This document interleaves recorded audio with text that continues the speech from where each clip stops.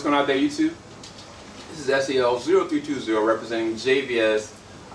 Snowed in the blizzard of 2016. Me and Joe live in the DMV area. If you don't know what that is, that's Virginia, DC, Maryland area, up north, and it is crazy outside. As you can see some of the footage out there, we can't go anywhere. And yeah, just keep us lifting up your prayers. If you're living up here, please don't go outside. It is dangerous outside. The blizzard is actually still going on, and it's going to be snowing until actually tomorrow. So yeah, it's going to be nuts. But while I'm here, me and Joe have been looking at different movies and different things, playing games. I've actually been playing the Mad Max game. I've been highly enjoying it.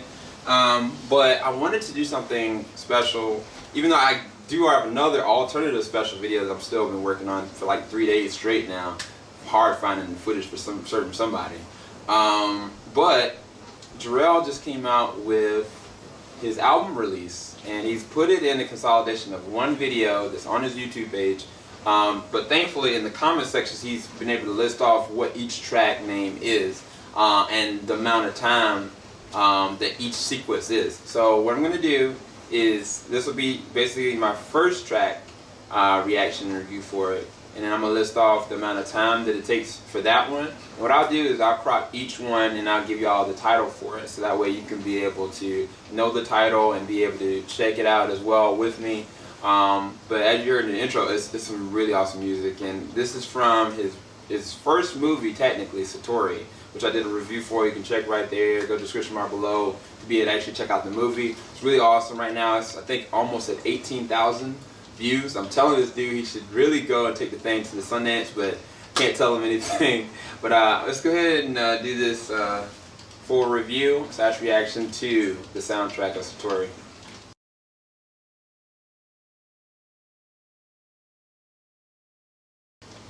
So the first song coming up, the name of the song is Cantto III.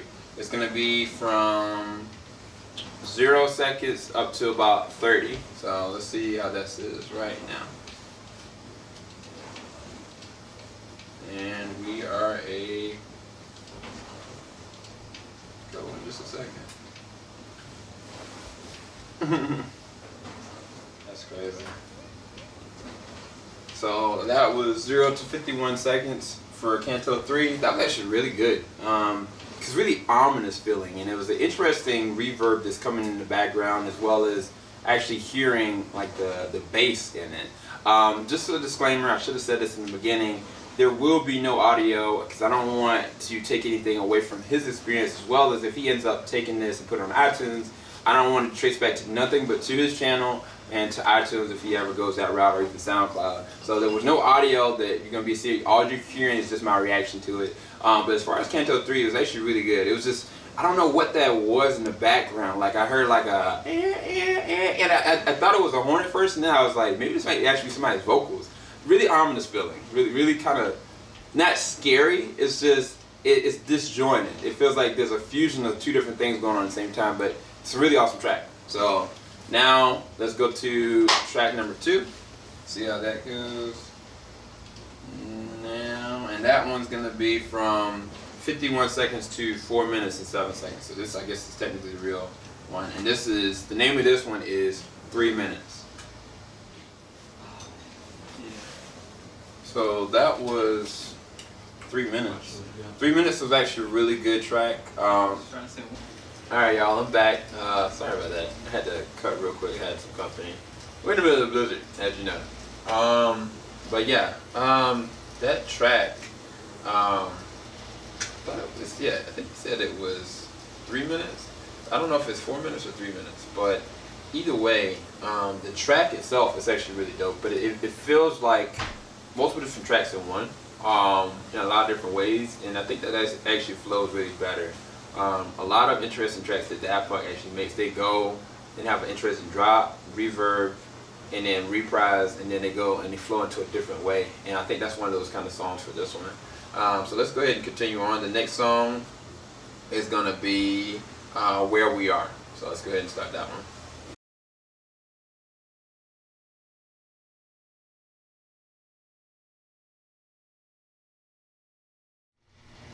Wow. That was awesome. So that went from 4 minutes and 7 seconds to 6 minutes and 38 set. That was so ominous. I think I remember that actually from the actual movie when I think that they made a discovery of a dead body, and questions were being kind of raised, and then there was a sequence where I saw Jor-El and somebody running. I think that's when I heard this. If not, it was in the very, very beginning. But either way, that one's actually a really powerful track. I'm gonna have to suggest to him to do something with that because that was serious. Like, I mean, it was a continuous flush, but it was like it kept on pulsing in my ear. But then I heard like the horn just kind of steadily stay at the same exact pacing, which is really commendable. Especially he did this himself. So let's go ahead and go to the next track. Next track is Our Love. This will go from 6:38 to 8:21. So let's start it up.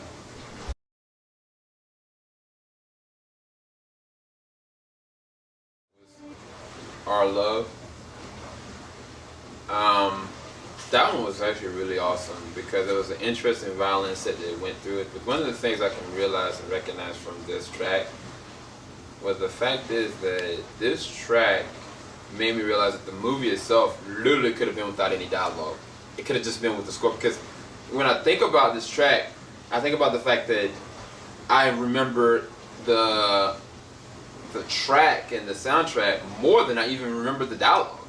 And in that case, like, it literally, if I saw the movie and I just saw them kind of like acting out without saying any words and I just went with the actual score, I think the movie would still feel just as vibrant, just from the amount of things that actually happens in conjunction with the music. So that's commendable, and I think that track right there, Our Love, actually made me think about that.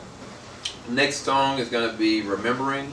This is going to be 8:21 until 10 minutes and 15 seconds. So here's that is. Sorry if you hear like a washing machine or something in the background. I think it's probably a dishwasher. But let's go ahead and start this up.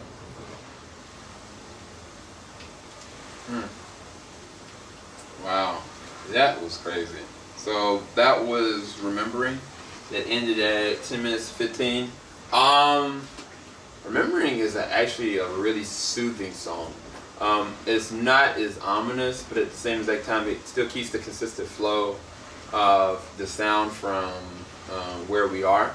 Like, it sounds the same, but the feel that it actually gives me as far as the actual track is totally different. And that's commendable in itself. It's like, how does he do that? You know, like, what instrumental did he actually use in place to make me feel calm, even in the midst of something that sounds the same from the last three tracks?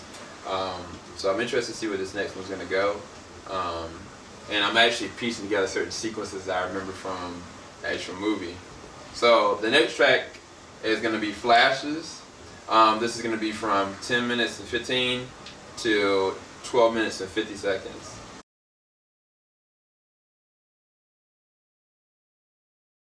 That's interesting. That one had an interesting up-tempo beat. Like, it was a continuous drumming that was happening. It was like, and it kept it that same exact place each time. I really appreciated that because I was thinking to myself, like, if it does that and then has a drop, it's not going to be a significant weight, but it stayed the continuous. But then everything else in the background was, whereas normally with the normal track, it'd be the total opposite of that. The beat would drop and then everything else in this thing would stay same. So I really love how he mixed that up. It was actually a really good track. That might be my second favorite. And that was track number 6, Flashes. So right now, the contestants for my top favorite tracks was Where We Are, which is number 3. And then Flash was number 6. So the next one I got going up is going to be Blood, number 7. And that one is going to be from 12:50 to 14:34. So let's go ahead and get that started.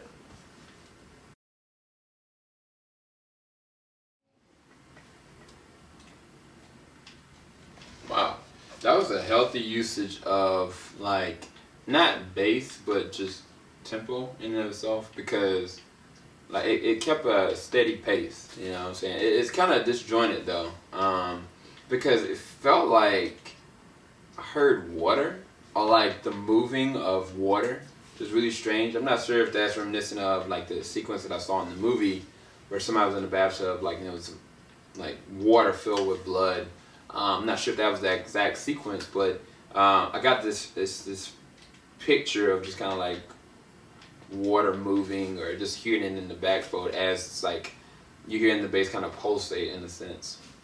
But yeah, that was actually a pretty good track. And that was Blood, number 7. So the next one is going to be track number 8, which is Poland. That's going to be from 1434 until 1711. So let's go ahead and get that started now.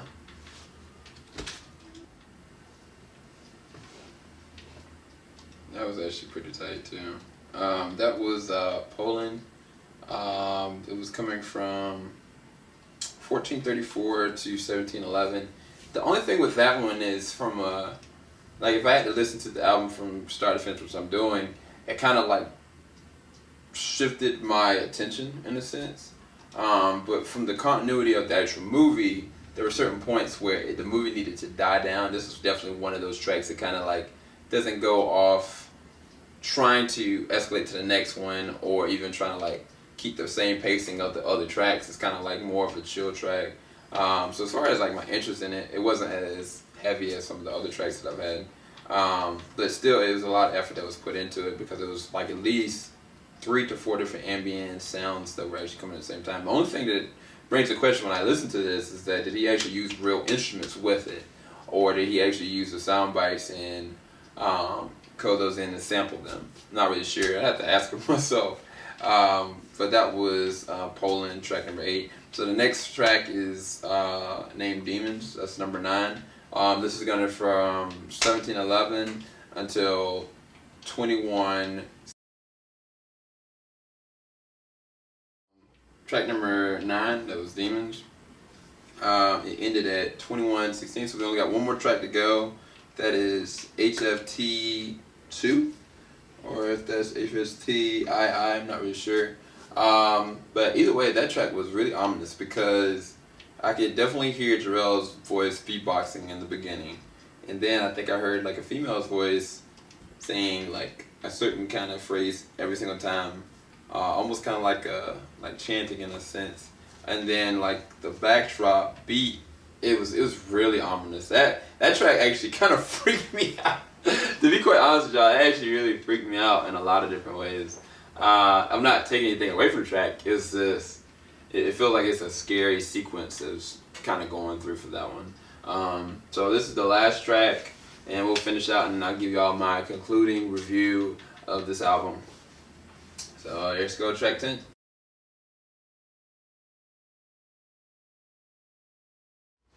Wow, that was crazy. I mean, even like the that last track, HFT2, which was the last track, track number 10. That's probably one of the better ones, especially for an ending. Like I can literally picture the end of the movie and how it ended, and it literally sounded off like in conjunction with it. What's funny about that is that from what I read is that he did the soundtrack, I think before he actually did the actual filming. So that's even crazier, because there's a lot that went into this. Like I mean, when I think about mixing, when I think about like the editing process, when I think about, I mean that's a lot of work to do by yourself. Not just that, he didn't just sample different things. He came out with authentic noises and sounds on his own, also utilizing his voice, as well as you taking different pitches and sounds from different things and items to incorporate within the weavings of the actual soundtrack. So either way, like he did an amazing job with the soundtrack. Probably my notable favorites tracks were, I think that for me it was Flashes, Where We Are, and it was a toss up between 3 minutes or yeah, I think probably that would be my top 3. 3 minutes, Where We Are, and Remembering are probably my favorites. I was gonna say HFT2, but it just kind of made me want to hear more. That doesn't necessarily say it's bad. It's just, I think those 3 were my top favorites. But all in all, this is an amazing soundtrack. I haven't reviewed actual score in a long time. I think I really wanted to do a review for the Man of Steel soundtrack because I love what Hans Zimmer did with that. As well as the Dark Knight soundtrack was amazing as far as the score. So those are some of my notable favorites. Danny Elfman. I mean, there's just some of the greats. John Williams. But like shoot, Jor-El is following in those footsteps in a lot of different ways, and he's going into the right direction, having his own authentic sound, not trying to mimic somebody else, but coming up with his own straight and narrow. So it makes me really excited to see what he's going to do with his project for Magicianry, which is the 1584, as well as actually going into Ocean of Grey. So I'm hyped for it. I had to get the album just for the soundtrack, just listen to it, as authentic as it is. A 9 out of 10, 9.5 out of 10, one of those others, because I haven't heard anything authentic in a long time. I think that most people try to pattern themselves off of the greats, or it's just Hans Zimmer does everything, Danny Elfman does everything, or, you know. I mean, I think when I listened to The Reverend and Hateful Eight, I loved those soundtracks because it was so authentic and different. And if I had to judge up, like, Jor-El's just like I would any other movie, this is really authentic, really ominous, really different. I don't necessarily know if it's going to be for everybody as far as certain moments and points. But I definitely I couldn't give it no lesser than a 9 or 9.5 out of 10. I thought it was really good. Great job, Jor-El. Thanks everybody for watching this review. If you would like to check this out, definitely go into the description bar below. You can be able to check this out. As well as definitely go to the comment section below and express if y'all think that Jor-El should take this movie and take it over to Sundance Theater or Sundance Festival, or at least take this soundtrack and put it up on iTunes, because I think it would get some really good, deep feedback. I thought it was amazing. But either way, thanks everybody for watching. Oh, and by the way, I'm going to make 2 different videos for this. I think there's going to be one where I'm just going to be, you're going to see me literally reacting to every single track, and then there's one I'm just going to do a review for every single song afterwards. That way, you kind of have like a smaller condensed version of the review, and then you got like a long drawn out of reaction and review. So I just want to make sure I do that. That way it's not like y'all have to watch me all the way through the entire thing. But thanks everybody for watching. Y'all have a blessed night, blessed day, this evening. Give Jor-El a shout out. Go to his channel, check him out. It's in the description bar below as well. Deuces everybody.